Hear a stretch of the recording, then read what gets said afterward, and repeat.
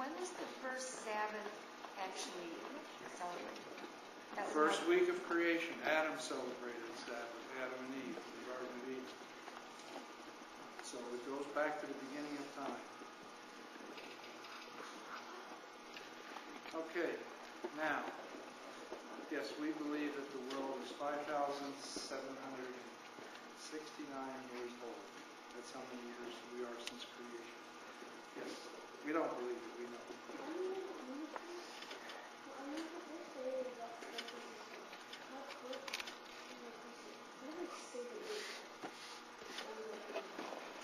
Well, that came much later. That, as you know, that started several thousand years later, actually.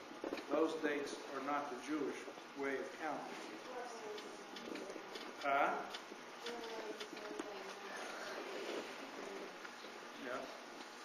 Well, that has to do with the Roman calendar and in times of Rome. But the Jewish date starts from creation.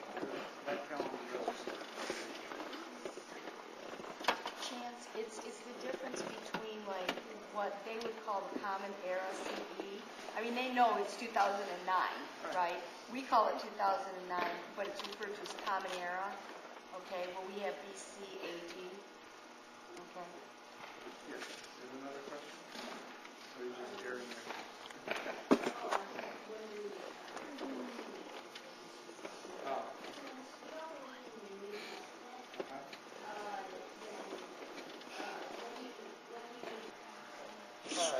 Come back to it. Now, the Jewish people, Jewish women and girls from the age of 3, in order to, actually the Sabbath, other than the preparations, the cooking and so on, and the shopping and everything else, but the actual observance of the Sabbath starts when the women of the house light candles, bring in an atmosphere of peace into the home. And why the women? Because, some of you won't like this, but this is what the tradition is, since Eve caused Adam to sin, she has to correct that. The way that, in other words, she caused the light to be withdrawn. If you remember, they were banished from the Garden of Eden as a result of her eating the apple. It wasn't an apple, actually, but that's the context.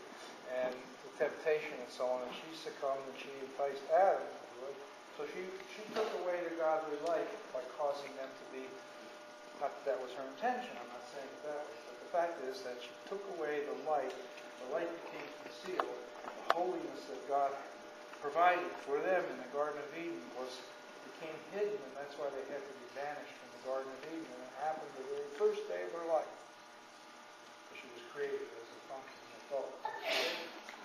So in order to correct that sin, she has to bring light back into the world. And she does that by lighting the candles to begin the Shabbos, the Sabbath tradition.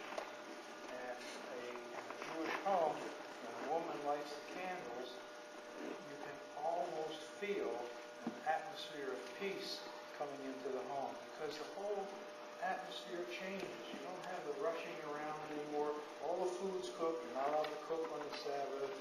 All the letters are written. The computers are shut off. The stereos are shut off. And so on and so on and so on. So you focus. And it's when she lights the candles is an opportunity for her to say her own private prayers for whatever it is that she feels she would like God to bless her with, healthy children, or whatever it might be. She's free to ask for almost anything she wants at that time, and is considered a special time as God listens to prayers.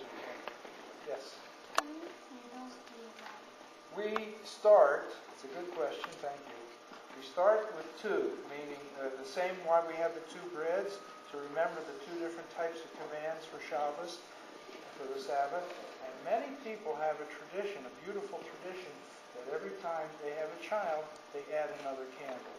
So, for example, my wife lights 7. Okay? 2 original ones, plus her children. And we got married later after we had children, so she has for her children and my children. And that's common. You don't have to, but it's a nice custom.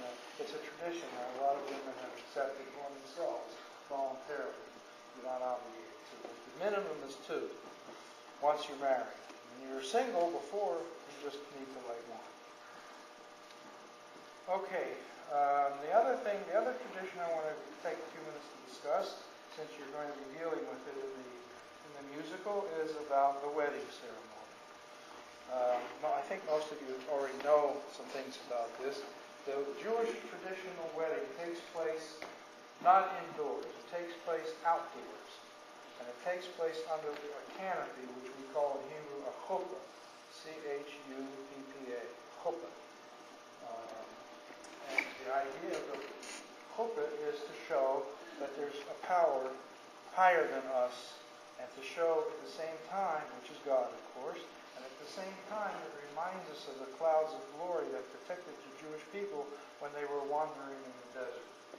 It's similar to why we wear a cover on our head, to remind us that there's always a power higher than us, above us, keeps us aware of it constantly, all right? And I'm just going to touch the points you made here. If you have some other questions, you're welcome to ask. The reason why we break the glass under the chuppah is because the sages, the rabbis have declared that even though the wedding is probably the most joyous thing that we have during our lives, even in that height of joy, we have to remember that we're still exiled from our home.